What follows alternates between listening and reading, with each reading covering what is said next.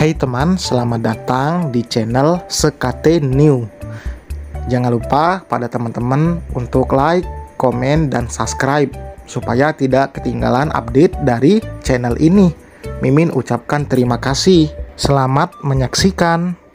CEO Angku bab 11. Loh, siapa itu? Della berdiri mencoba mencari sosok yang tadi bersuara. Bian mengatak rambutnya frustrasi, lalu menetralkan raut wajahnya. Siapa apa? Tadi ada yang teriak. Bian tertawa hambar.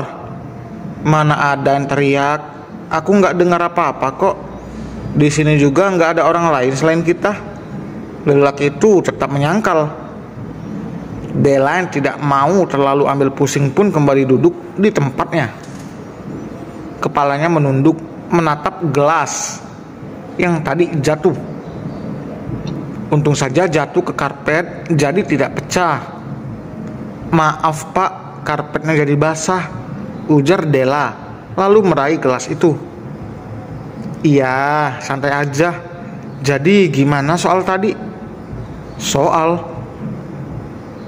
mau nggak jadi istri saya? Della menggigit bibir bawahnya. Ingin bicara tapi merasa tidak enak. Tapi tidak mungkin jika hanya diam saja. Maaf pak, saya tidak bisa. Saya punya pacar, jawab Della dengan tegas. Bian menghela napas pasrah. Ia sebenarnya sudah tahu akan seperti ini. Mungkin jika Della masih sendiri, wanita itu pasti akan bersedia menikah dengan Bian. Namun sayang Bian keduluan oleh kekasih Della, yang bahkan ia saja tidak pernah melihat orangnya. Kamu balik aja ke kantor, nanti saya nyusul, ujar Bian akhirnya. Baik pak, saya bersihkan dulu ini. Bian menahan tangan Della saat wanita itu akan mengeringkan karpet. Enggak usah, kamu berangkat sekarang. Della mengangguk lalu mengambil ponsel dan juga tasnya, lalu pergi dari apartemennya Bian, menyisakan lelaki itu yang menyadarkan tubuhnya lemas. Ia akan pasrah seperti apa nantinya tapi meskipun Bian menerima, belum tentu Hanin mau. Om, mendengar suara itu Bian langsung bangkit dan menyambar kunci mobilnya. Niatnya tadi membawa tas milik Hanin, tapi karena Della datang jadi harus tertahan sampai lebih dari setengah jam. Mungkin jika tidak sedang patah hati, Bian akan mengomel pada Hanin, tapi kondisinya sekarang tidak memungkinkan. Bahkan Bian merasa sangat lemas. Kalian putus? Tanya Hanin saat Bian melemparkan tas gadis itu. Putus apaan? Jadian aja kagak. Kasian banget, salah sendiri sih jadi orang yang nyebelin, gak ketulungan. Jadi cewek pada mundur, gumam Hanin. Bian mendengarnya, tapi ia saat ini sedang tidak peduli dan melangkah masuk ke kamarnya, bersiap-siap untuk pergi ke kantor. Hanin juga tidak memperdulikan sikap Bian. Ia memilih untuk segera bersiap agar tidak terlambat sampai di sekolah. Ia merasa bersyukur karena setelah mulai sekolah, Hanin merasa tidak ada yang mengikuti seperti sebelumnya. Ia akan sangat waspada karena jika tertangkap, ia tidak bisa menjamin bisa kembali lolos. Jika sudah bisa mencari uang sendiri, maka Hanin akan memutuskan untuk pergi dari kota itu karena ia akan merasa aman nantinya. Hanin merogoh ponselnya dari dalam tas. Senyum di bibir gadis itu tersungging mendapatkan pesan dari sang kekasih. Beb, aku di bawah. Sebentar lagi aku turun, pesan balasan dari Hanin. Ia memang tadi menerima tawaran sang kekasih untuk berangkat bersama, setidaknya untuk hari ini, agar Hanin tidak terlambat. Sebenarnya Hanin juga tidak suka menyusahkan orang lain, tapi mau bagaimana lagi? Hanin bahkan tidak sempat sarapan. Ia hanya membawa 1 bungkus roti dan susu. Ia akan memakannya di jalan nanti. Jika saja ia tidak direpotkan dengan mendempul wajahnya agar tidak terlihat lebam. Mungkin dari tadi ia sudah berangkat. Kemarin Hanin diberikan beberapa make up dan juga diajari oleh MUA. Itu atas perintah Bian. Nanti gue jemput. Hanin terlonjak kaget mendengar suara Bian saat ia baru saja keluar dari kamar. Lelaki itu sudah rapi. Hanin begitu lama berdandan hingga Bian saja bersiap lebih cepat. "Om, bikin kaget aja," ujarnya kesal. "Ini lebih dari kemarin, gak cuma Oma tapi ada orang tua gue." Mata Hanin membulat sempurna. "Apa? Lu gak bisa nolak, pokoknya penampilan lu kali ini gak boleh gagal." "Om, nanti aja diskusinya ya, aku takut telat nih." Belum sempat Bian kembali bicara, Hanin sudah berlari keluar dari apartemen. Bian pun ikut keluar karena ia juga akan berangkat ke kantor. Mood lelaki itu sudah benar-benar hancur pagi ini. Dari lobi ia sempat melihat Hanin dan kekasihnya yang pergi menggunakan motor.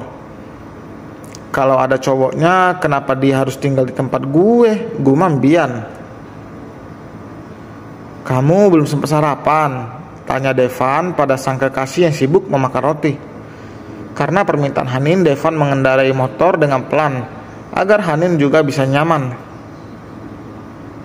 "Iya nih, gara-gara si asli nyebel." Deva mengeringit. Om siapa?" Hanin sampai tersendak. Devan dengan cepat menghentikan motornya di pinggir jalan. "Pelan-pelan makanya, minum dulu." Devan mengambil botol air dari tasnya dan menyerahkan pada Hanin. Beginilah Hanin, sering keceplosan jika sedang kesal. Apalagi nanti ia harus bisa mengontrol dirinya, karena tidak hanya bertemu dengan Oma Rati, tapi juga Mami Safa dan Papa Rafael. Mereka sama julidnya kayak si Oma gak ya? Jadi gue merinding. Sempat-sempatnya Hanin membatin kala mengingat jadwalnya nanti siang sepulang sekolah yang harus kembali bertemu dengan keluarga Bian. "Malah ngelamun lagi," tegur Devan.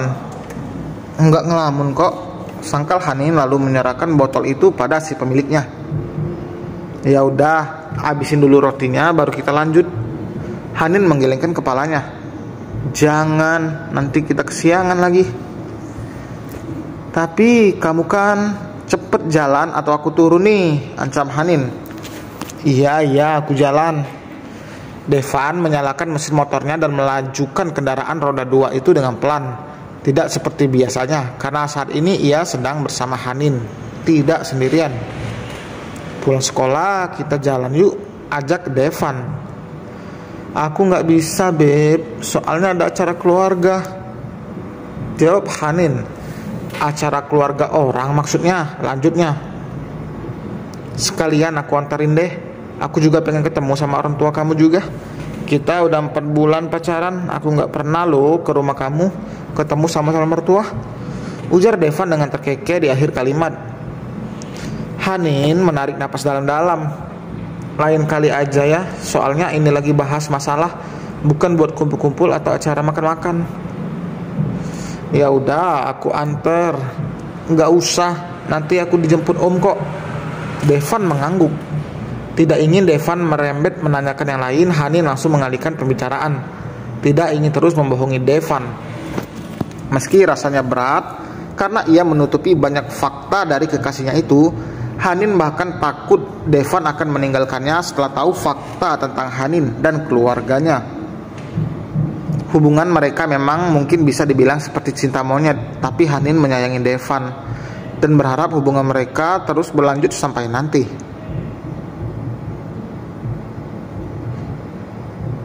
Sebuah harapan dari gadis remaja seperti Hanin, tidak pernah ia menginginkan hal lain selain kebahagiaan. Di balik sikapnya yang ceria, ada pula luka dan kepahitan yang tidak dapat ditampakkan pada orang lain. "Kok Bian gak pernah cerita soal pacarnya ya? Apa hubungan mereka sudah lama, Mah?" tanya Mami Safa pada Oma Rati. "Mama juga gak tahu.